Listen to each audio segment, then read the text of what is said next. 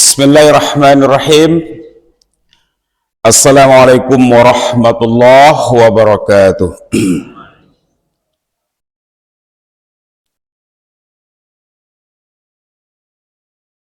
Innal hamdalillah, sesungguhnya segala pujian adalah milik Allah. Nahmaduhu wa nasta'inuhu wa nastaghfiruh. Kita memujinya, kita memohon pertolongan kepadanya, dan kita mohon keampunan kepadanya. Wa na'udzubillahi min sururi anfusina. Kita memohon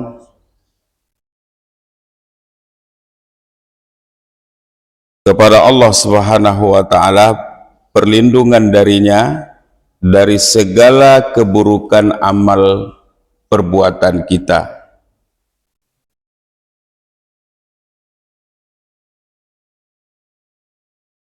May yahdihillah fala mudhillalah. Siapa saja yang telah diberi petunjuk oleh Allah, maka tidak akan ada satupun di alam semesta ini yang akan menyesatkannya. Wa may yudlilhu fala hadiyalah. Sebaliknya, siapa saja yang disesatkan oleh Allah, maka tidak akan ada satu makhluk pun di alam semesta ini yang bisa memberikan petunjuk.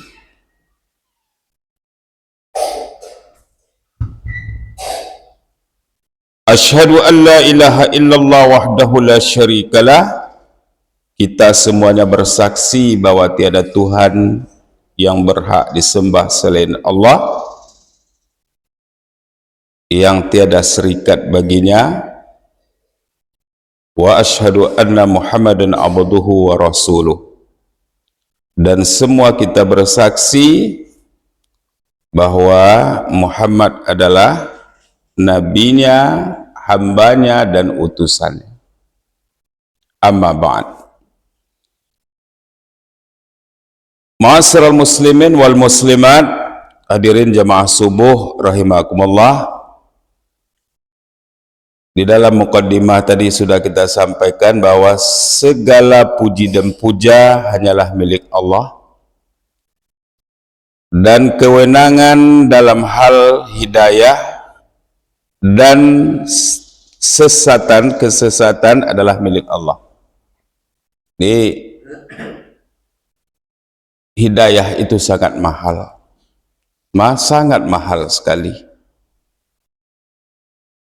Betapa jasa Abu Thalib dalam membela Nabi, ya, dalam membela Rasulullah. Bahkan saat-saat genting mereka diisolasi di suatu tempat namanya Si'ib. Itu Abu Thalib meletakkan Nabi tidur di sampingnya. Bahkan Abu Thalib sering tidak tidur, ya.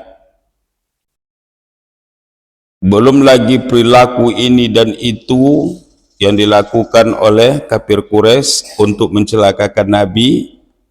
Begitu perlindungan yang dilakukan oleh Abu Thalib. Namun saat-saat detik kematiannya, Abu Thalib di usia 87 tahun, lah istilahnya lah saat-saat genting. Rasulullah datang dan Fir'aunnya umat Muhammad, yaitu Abu Jahal. Jadi zaman Musa Fir'aunnya itu Ramses.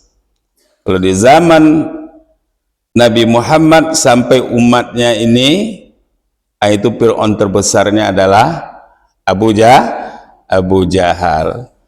Abu Jahal pun datang situ. Nabi mengatakan, ya ami, wahai pamanku, qul la ilaha illallah, ucapkanlah kalimat la ilaha illallah, uhajjuka fillah, saya nanti akan berargumentasi di hadapan Allah untuk membela engkau. Hanya mengucapkan itu saja. Meninggal itu, seandainya sudah diucapkan itu, meninggal kan berarti tidak pernah sholat itu, ya. Saya akan berhujjah, akan membela engkau di hadapan Allah. Begitu mulianya kalimat la ilaha illallah itu. Engkau akan masuk surga. Begitulah keinginan Nabi untuk supaya agar paman tercintanya ini yang telah begitu besar jasanya dalam mengembangkan, dalam melindungi beliau dalam upaya mendakwakan agama ini. Ma'asyiral muslimin rahimakumullah. Lalu di saat yang sama Abu Jahal juga berkata, setelah Nabi berkatakan, Abu Jahal bercakap pula. Apa kata Abu Jahal? Atarghabu an millati abika ya Aba Talib. Apakah engkau sudah benci dengan agama orang tuamu, agama nenek moyang kita, yaitu agama penyembah berhala?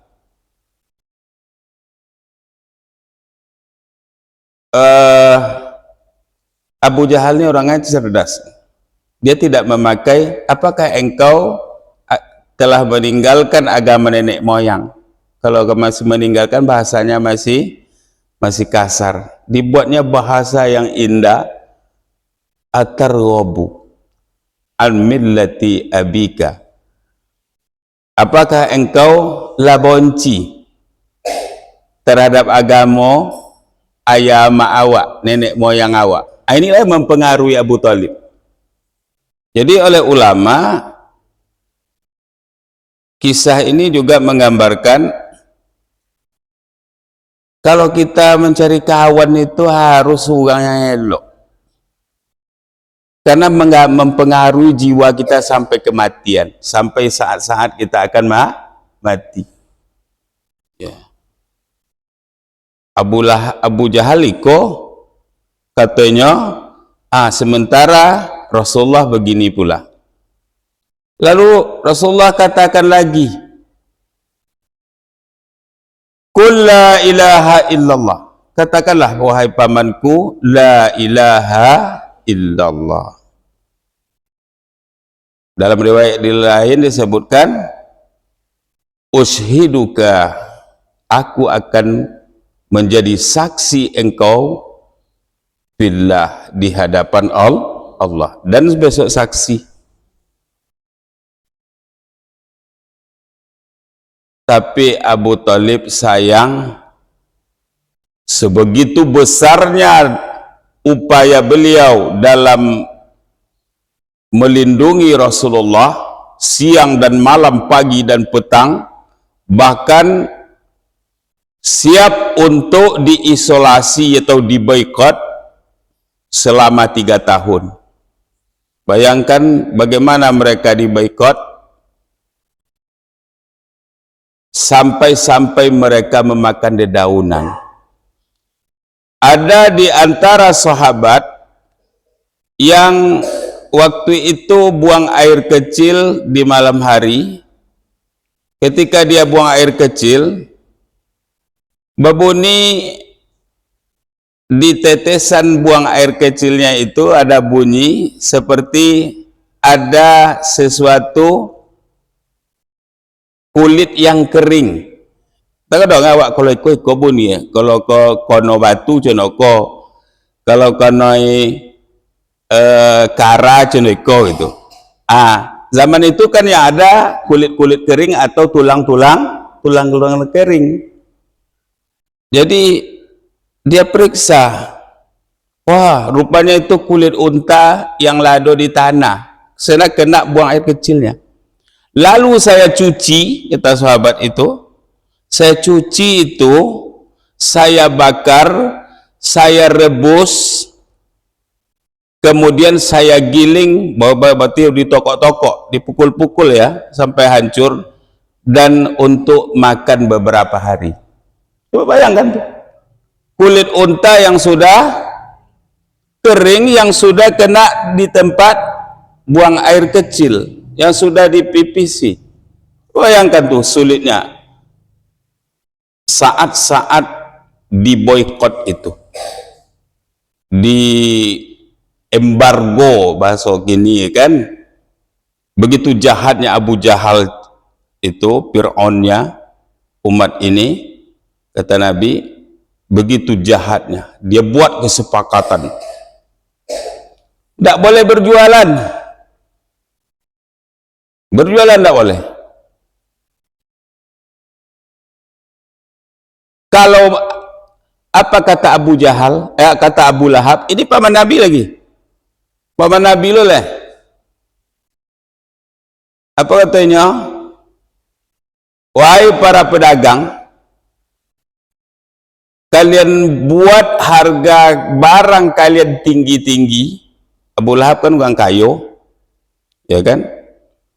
Kalian buat harga barang kalian tinggi-tinggi untuk dijual kepada kaum muslimin pengikut Muhammad. Muhammad adalah ponakan kandungnya. Buat ogo tinggi-tinggi. Nanti kan mereka tidak mampu bayar, tidak mampu membeli.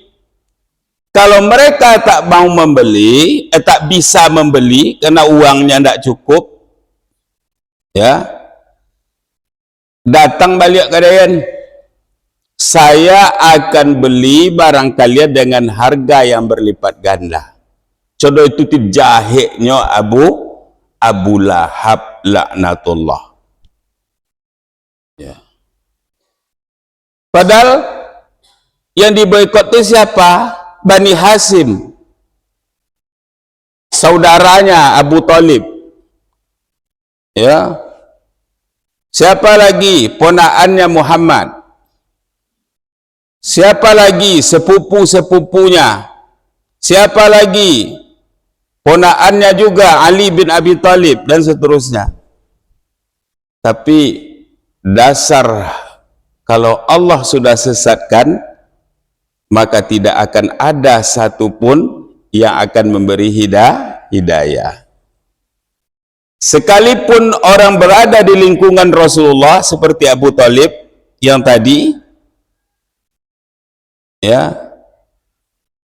dia tak mendapat hidayah. Maka turunlah ayat. Rasulullah menangis sedih itu. Nah, kalau ada orang musyrikin yang paling baik di muka bumi ini, dialah Abu Talib, karena dia telah membela Nabi, merawat Nabi sejak kecil sampai membela Nabi sampai akhir hayatnya. Coba bayangkan jasa. Tapi sayang dia tak dapat hidayah. Maka ketika Abu Bakar di Fathul Makkah menggendong ayahnya menghadap Rasulullah untuk mengislamkan ayahnya Abu Quhafa, apa Abu Bakar menangis. Apa kata Abu Bakar? Ya Rasulullah, ini ayahku. Abu Quhafa waktu itu sudah buta, sudah sangat tua. Alis matanya ini sudah putih. Kalau lah putih alis matonya kan, lah putih sodo itu kan umurnya biasanya sudah sangat tua. Jangan kan nobuk le, salang alis mato kok ndak ada yang hitam cir. Ini ayahku ya Rasulullah, sahadatkanlah dia. Apa kata Rasulullah? Wahai Abu Bakar, kenapa engkau bersusah-susah membawa orang tua engkau ke sini, seharusnya saya yang ke sana. Begitu Rasulullah memuliakan Abu Bakar. Biarlah kami kau kian sobui aja, kami akan ke sana untuk mengislamkannya. Tidak perlu engkau susah-susah bawa ke sini. Tidak ya Rasulullah, tidak seperti itu. Ya. Karena kemuliaan Rasulullah itu tidak pula ada tandingannya di alam semesta ini. Ya, Abu Bakar menggendong ayahnya. Tapi Rasulullah memuliakan pula sahabatnya. Jadi saling memuliakan mereka ini. Sahabat aja tadi sedian, biar kami kokian. Nah, itu. Setelah Islam Abu Quhafa, situlah keluar hukum kan putio sodoro. Ya putio, ambuiknya, alisnya, kumisnya, jangguiknya itu. Putio sodoro. Maka kata Nabi, warnahilah rambutnya dengan warna selain warna hitam. Akulah hukum. Keluar hadis itu ketika Fathul Makkah, maka Abu Bakar mengecat rambut ayahnya dengan warna yang apa nama? Yang agak mirip obok orang barat tuh, ya, agak kecoklatan, ya kecoklatan. Baik. Setelah Islam ayahnya ini, maka Abu Bakar menangis. Maka Rasulullah bertanya, kenapa engkau menangis wahai Abu Bakar? Limadza tabki ya Abu Bakar? Apa jawab Abu Bakar? Ya Rasulullah, saya lebih suka yang Islam itu sebenarnya, yang masuk ke dalam Islam ini sebenarnya lebih aku sukai adalah Abu Thalib. Podo ayah dan koha bersahadat hari ini, lebih saya sukai Abu Thalib. Ya. Karena Abu Bakar tahu perjuangan Abu Thalib. Paman Nabi dalam membela Nabi, merawat Nabi sejak kakeknya meninggal di usia 8 tahun sampai mengantarnya beristri, ya, ke Khadijah, meminang Khadijah, mengantarkan, mengurus perkawinan sampai seterusnya, ya, sampai nanti beliau akhir hayatnya. Betapa orang ingin membunuh Nabi, menghina Nabi, segala macam ditanggung dan dilindungi oleh Abu Thalib. Tapi sayang hidayah tak dapat. Maka beruntung kita ini. Apa pun perjuangan waktu Islam? Ada seperti Abu Thalib? Tidak ada apa-apa. Tapi kita alhamdulillah terlahir langsung dapat hidayah. Abu Thalib yang begitu besar jasanya tak dapat hidayah. Turun ayat, innaka la tahdi man ahbabta walakinnallaha yahdi may yasha. Wahai Muhammad, kata Allah, langsung teguran dari langit ke-7, dari arasnya, sesungguhnya engkau tak bisa memberi petunjuk kepada orang yang engkau sukai, orang yang engkau cintai. Tetapi Allah lah yang memberi petunjuk kepada orang yang dia kehendaki. Maka dari awal mukaddimah itu saya mulai tadi, innal hamda lillah. Segala puji bagi Allah, dan petunjuk atau hidayah mutlak kewenangan Allah. Nah, kita ini bersyukur. Mayahdihillah fala mudhillalah. Siapa yang Allah beri petunjuk, tak akan ada satupun di jagat raya ini yang bisa menyesatkannya. Dan sebaliknya. Namun Rasulullah tak putus asa. tetap mohon keampunan kepada Allah agar pamannya ini, karena mengingat jasanya begitu besar, orang yang terbesar jasanya kepada beliau, tetap mohon keampunan kepada Allah. Turun lagi ayat, ya, turun lagi firman Allah, makana linabiyyin walladzina amanu, tidaklah pantas bagi seorang nabi dan orang-orang yang beriman untuk mohon keampunan bagi orang-orang musyrik. Tidak pantas, kata Allah. Jadi ayat ini adalah khassah, khusus untuk nabi di masa itu, wal umum, berlaku umum untuk kita sampai hari kiamat. Maka kalau ada saudara kita yang non muslim mati, ya, meninggal, lalu bapak berdoa, ibu berdoa karena dia banyak juga jasa kepada kita, ya Allah ampunilah dia, tidak boleh, tidak pantas. Ya Allah rahmatilah dia, tidak boleh, tidak boleh. Kita punya aturan, jangan membuat kaji seorang esok. Ada karena kau kawan sekantor kau, ya, baik dengan awak dulu, berdoa loh. Mari kita berdoa menurut agama dan kepercayaan kita masing-masing. Ya Allah ampunilah si fulan kau, ya kan? Sayangilah dia, lapangkanlah kuburnya, buat doa kepada orang mukmin. Tidak laku doanya, tidak laku, tidak diterima oleh Allah, karena ayat sudah jelas. Supaya kita tidak salah jalan, jangan membuat ajaran sendiri nanti. Tak pantas, kata Allah, bagi seorang nabi, tak pantas bagi orang-orang yang beriman mohon keampunan kepada Allah untuk orang-orang musyrik. Ya, paham? Amalkan kaji esok berdoa-doa lo esok kan. Kalau berdoa khusus, Allahumma ighfir lahu warhamhu wa'afihi wa'fu anhu, untuk siapa?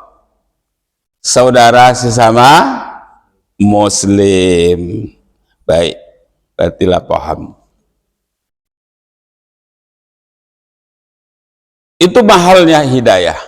Maka bersyukur kita tadi atas hidayah yang Allah berikan, ya, yang insya Allah kita semua orang-orang yang berada dalam hidayah, meskipun kita akui segala kekurangan-kekurangan kita, bahwa setiap saat kita masih melakukan dosa.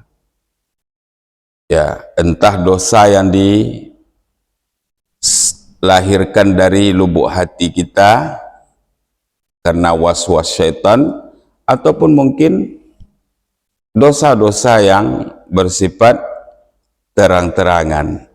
Baik, Bapak Ibu jemaat muliakan Allah, itu hanya sebagai pengantar. Saya ingin sampaikan pagi ini adalah fikih muamalah dari kitab Kifayatul Ahyar dengan judul Kitabul Buyu' wa ghairuha minal muamalat. Jadi kitab ini kitab tentang, kita bahas tentang jual beli. Ini mengulang-ulang kaji karena perlu juga ada keteledoran kita dengan perubahan masa, dengan serta bergesernya tradisi, ya, karena teknologi ini membuat bergeser tradisi. Contoh, kalau awak menyapu orang dengan mangkek tangan, tangan apa pakai? Tangan. Assalamualaikum. Waalaikumsalam. Kalau dia Honda pakai apa? Tangan kanan juga. Tak bayak di jalan mereka.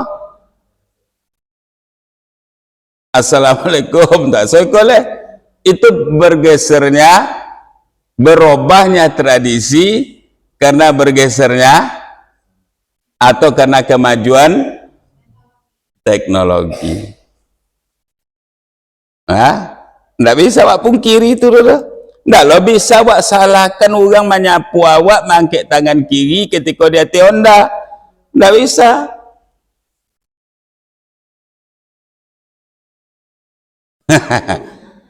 Ya kan mangkik tangan itu kan tradisi, bukan sunnah. Yang sunnah itu assalamualaikum. Al-marrah ya bil qu'ud.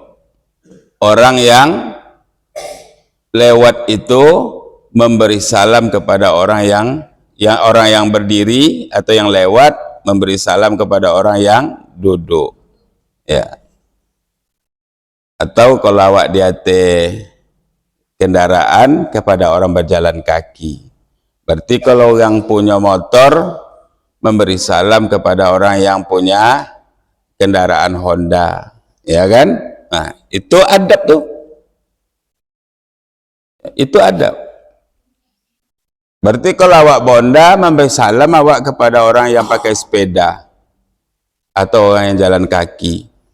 Kalau awak dia Honda nampak saudara kita yang berjalan yang pakai sepeda, kita beri salam karena kita lebih kencang daripada dia. Ya. Baik. Jual beli juga bergeser. Dari rukun-rukun jual beli yang kita tahu bergeser, ya. Bahwa jual beli itu harus ada ijab dan qabul, serah terima barang. Basu awak jo orang tu dan boleh apa? Ya, ambo jual. Itu nama ijab qabul. Makasih Pak. Ya, sama-sama. Makasih itu tidak masuk bagian dari rukun jual beli. Yang rukunnya ijab qabul tadi. Boleh Pak? Ya, saya jual. Uang dibayar, barang diangkat. Itu yang rukun jual beli. Ini tidak. Jual beli melalui online, kapan ijab qabulnya? Tidak awak basuh aja orang. Entah cenderung apa mukonya, entah mukonya bule, entah mau hidungnya pesek, tidak tentu dah. Ya, itu jual beli di masa sekarang. Atau awak jual beli jual mesin. Ya, di kota-kota kan ada jenis minuman, ada apa kotak kan, masuk koin dalam, token dia apa nak pantan, nak spread, nak apa. Kalau lo kali apanya balik piti awak, tukaran piti awak balik, ada orang situ akan bergesernya tradisi kebiasaan karena berubahnya teknologi. Orang semakin canggih, ya. Baik Bapak Ibu, tapi itu jual beli yang sah. Ya, yang tadi itu jual beli yang sah. Tapi perlu juga kita ketahui, sebenarnya agama ini luar biasa nih, agar tidak membuat kita tertipu. Banyak orang jual beli online tertipu. Lain yang dipesan, lain yang datang. Atau datang barangnya sudah cacat, dibalikkan susah berkomplainnya. Ya, dipakai video pula dulu membukanya, ndak pakai video buka, komplain ndak laku. Bapak jual beli di plaza, di Matahari, biar matahari angin ini ndak orang jual beli situ. Baik, jual beli di Matahari, plaza dan seterusnya. Itu jual belinya, kalau barang sudah dibayar, Bisa baliong? Tak bisa ya? Iya. Pak Badil, biasa tak bisa baliong. Bolun wak tinggal tompek tu le. Tapi lah di bayi, tak bisa balik. Karena transaksi sudah terjadi. Dalam Islam bagaimana? Berlaku hiyar selama 3 hari. Sudah wak boli barang 3 hari wak masih punya hak si pembeli. Ya, boli barang wak tiba di rumah ndak sesuai dah. Ni cakap ndak terlupa biasa nomor sepatu dan sampai 10. Kosan sepatu yang nomor 40 kocik ndak bisa pakai dah. Apa guna dia? Ya, apa guna dia? Kalau awak belanja di pasar tradisional awak, insyaAllah dalam kota Bangkinang suak pagi bisa diantar balik, tukar balik. Itu namanya hiyar. Hiyar IB. Hiyar boleh melakukan memilih ulang karena ada cacat pada barang. Amano elok bapak ibu jual beli di plaza dengan jual beli di pasar awak. Elok sebenarnya di pasar tradisional. Di apa itu kalau ada cacat pada barang bisa dikembalikan. Ya. Kemudian coba kita lihat hadis tentang jual beli.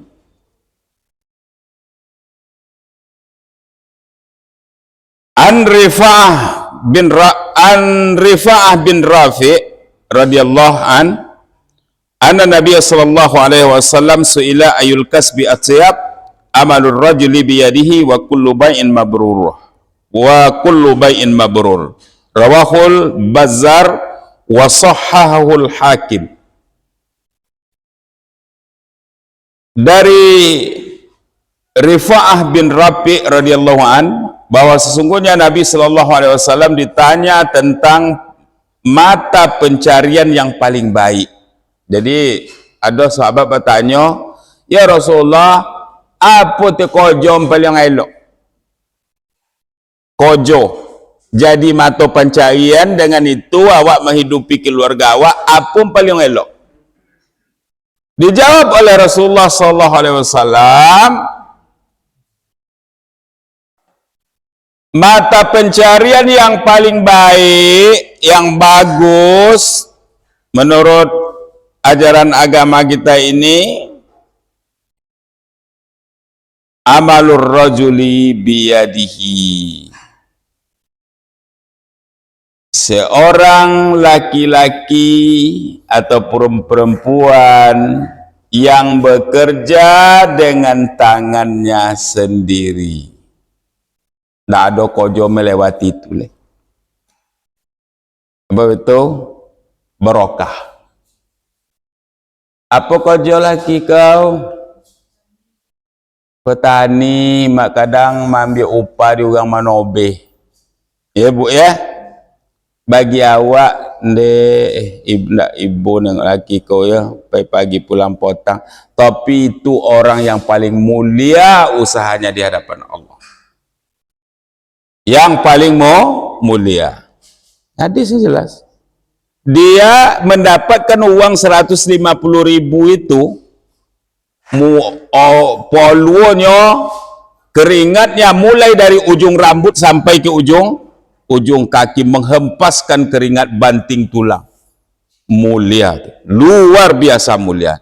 Dia bawa ke rumahnya, makan dengan anak istrinya, itu berkah tuh. Codio anak dia. Dan tidak ada hisapnya besok. Ya, tapi jangan ambil upah CK puluh ya tak? Upah kerja harian akan saya tong banyak. Beka alun jam bonti le lah duduk, ya kan lah bonti.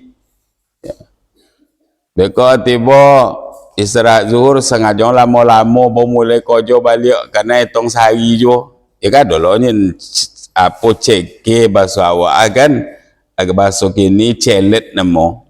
Ya, yang kerja sesuatu jangan. Artinya orang yang bekerja serius, ikhlas, gaji yang dia dapat dari hempasan keringat banting tulang itu luar biasa berkahnya. Maka ayah mak awak dulu lahir generasi yang codiok-codiok zaman kini, ya, codiok, pintar, tidak banyak masalah karena lahir dari orang baik,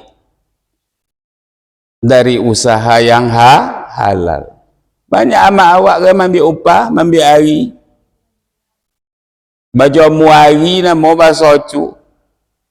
Lahir kita ni. Awak ulun tua bisa melahirkan anak seperti kita. Iya, Bu. Ulun tulen. Awak ke telah lahir dan telah tumbuh berkembang oleh ayah ibu kita, manusia-manusia seperti kita ini. Tapi kita belum tentu bisa melahirkan, memproduksi keturunan kita sama dengan kita. Yang joli anak awak kini zaman teknologi mah. Handphone ayah beko 1 juta, 2 jutanya, handphone ini minta 7 juta deh, nak Apple ni. Ya. Lo handphone 30 juta, 20 juta. Ya. Handphone kawanan tu nak ayahnya. Kawanan dia siapa ayahnya, wak tanya ayah le kan. Baik. Yang kedua, usaha yang terbaik kullu bai'in mabrur. Setiap jual beli yang mabrur. Jadi jual beli ku ada mabrur sama joji. Ada hajam mabrur, mabrurah, haji mabrur. Jual beli mabrur. Jual beli jual siapa? Baik, Bapak Ibu jemaah muliakan Allah. Jadi jual beli ini adalah ada unsur ibadahnya. Unsur ibadahnya. Bukan tak boleh dengan Yahudi, silakan. Nabi juga jual beli dengan Yahudi di Madinah. Tidak ada masalah. Tapi ada prioritas. Prioritas. Makanya Abdurrahman bin Auf, Utsman bin Affan pedagang yang sangat sukses karena sahabat memprioritaskannya. Ya. Baik. Bapak Ibu jemaah muliakan Allah Subhanahu wa taala. Kemudian dalam kitab ini dijelaskan al-buyu' salah satu asya. Jual beli itu ada 3 macam. Bai'u ainin musyahadah fajaiz. Jual beli sesuatu yang harus jelas dan nyata barangnya. Harus boleh. Tidak boleh jual beli yang tidak nyata. Apa contoh jual beli yang tidak nyata? Jual beli ikan di kolam. Belilah. Membeli ikan di kolam apa kau? Jadi silakan. Potang kolam kau berisi sampai ibu potang kau. Entahlah mati 10%. Ya. Berarti masih tinggal mati sampai atui berarti doh. Sampai atuiku mati. Isi sampai ibu. Berarti masih ada sampai ibu ana 3 ibu ana matui kulai. Ya. Bapa kira-kira orang berpiti. Nak godang nampak dan kira-kira beko 2 iku sekilo. Itu kawasan kan yang nongol itu, yang nampak itu ya yang godang-godang 2 iku sekilo. Kawasan di bawah yang 6 iku sekilo. Ya kan? Itu mah kau nak bully orang jual beli barang yang tak jelas. Kebetulan godang-godang tertipulah. Ya, Pak, kalau contoh itu berarti anggaran kalau duitku sekilo kali 3.000 ana matui sekian ton bayar. Ya. Setelah dibayar panen borang tukang panen kosan ikan tak sampai 1.000 tinggal nya ndak mati 10%, iyo juo mungkin lebih 20% matinya. Sudah itu dikanye tengah malam dek dek bawang-bawang hitam palo. Pandai orang bawang menganye kanye dek hilang. Apa petiran tak bayar? Oh ndak isa yang balik petiran ndak isa. Oh kalau sudah jual belilah sudah. Sebenarnya kan tidak celet cakonya. Kalau memang barang tak sesuai dengan apa harus dikembalikan hak orang. Tapi ini bertahan. Ya, ini bertahan. Sekalipun orang kau babanta, bacokak, ini tahan dengan itu. Kau tipe orang tidak baik juga. Ya, tidak boleh. Tapi orang kadang melakukan itu karena kecintaan kepada harta. Orang lakukan juga hal yang tak baik. Dia tahu itu tak baik, tapi dia lakukan juga hal seperti itu. Itu sama dengan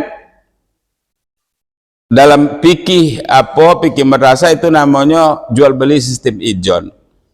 Jual beli barang yang tanaman yang belum jelas buahnya.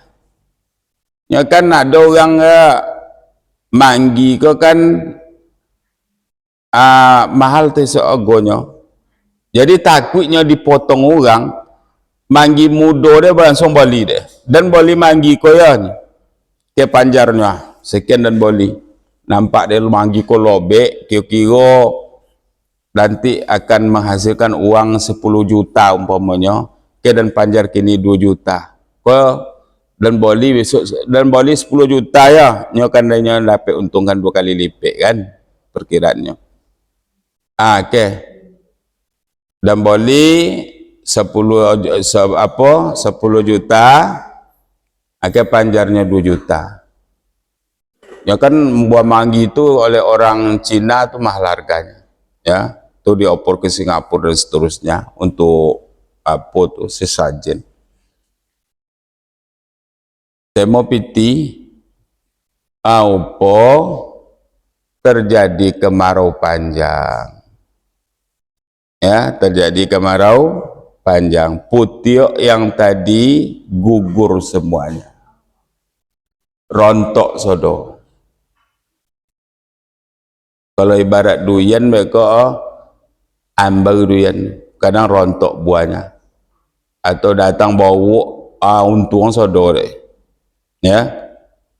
Bisa jadi terjadi gejala alam.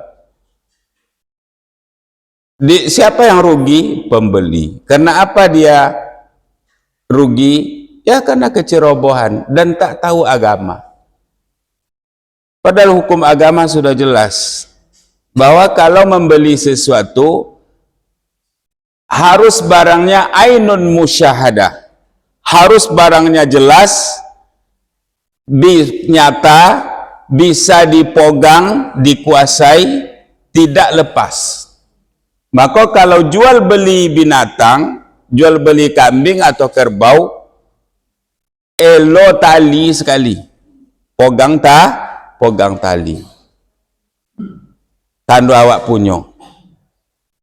Anda isa tunjuk orang, boleh membeli kambing apa mana? Tenah, tunjuk itu. Jual beli belum mabrur, sah.